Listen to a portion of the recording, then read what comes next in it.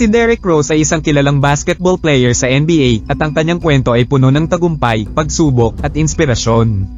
Narito ang kanyang kwento. Ipinanganak si Derrick Rose noong ika-4 ng Oktubre taong 1988 sa Chicago, Illinois. Lumaki siya sa Englewood neighborhood kung saan nakaharap siya sa maraming hamon. Sa kabila ng mga pagsubok, nagpakita siya ng malaking potensyal sa basketball mula sa murang edad. Ang kanyang mga kapatid na lalaki ay naging inspirasyon sa kanya at nagtulungan sila upang makamit ang kanilang mga pangarap. Nag-aral siya sa Simeon Career Academy kung saan naging standout player siya. Sa kanyang senior year, nag-average siya ng 25 puntos at 8 assists bawat laro na nagdala sa kanyang koponan sa state championship. Ang kanyang talento ay nagbigay diin sa kanya bilang isa sa mga pinakamahusay na high school players sa bansa. Noong 2008 NBA draft, pinili siya ng Chicago Bulls bilang unang overall pick.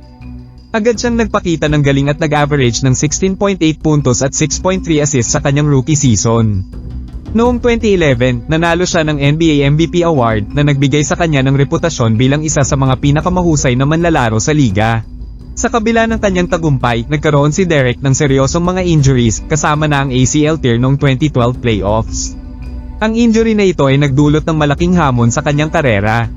Matapos ang ilang taon ng rehabilitation, nagpatuloy siya sa kanyang career, ngunit hindi na siya naging kasing galing tulad ng dati. Matapos ang ilang taon sa Bulls, nagkaroon siya ng trade sa New York Knicks at naglaro din sa Cleveland Cavaliers at Minnesota Timberwolves.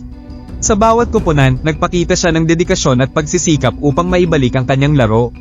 Noong 2019, nag-sign si Derrick Rose sa Detroit Pistons at nagpakita siya ng mga flashes ng kanyang dating galing. Nag-average siya ng 15.1 puntos at 4.2 assists na naging dahilan upang makilala muli siya sa liga. Si Derrick Rose ay hindi lamang isang mahusay na manlalaro kundi isang simbolo ng resilience at determinasyon. Ang kanyang kwento ay nagtuturo na sa kabila ng mga pagsubok at injuries, may pag-asa pa rin na makamit ang tagumpay. Patuloy siyang nagbigay inspirasyon sa maraming kabataan at mga aspiring basketball players.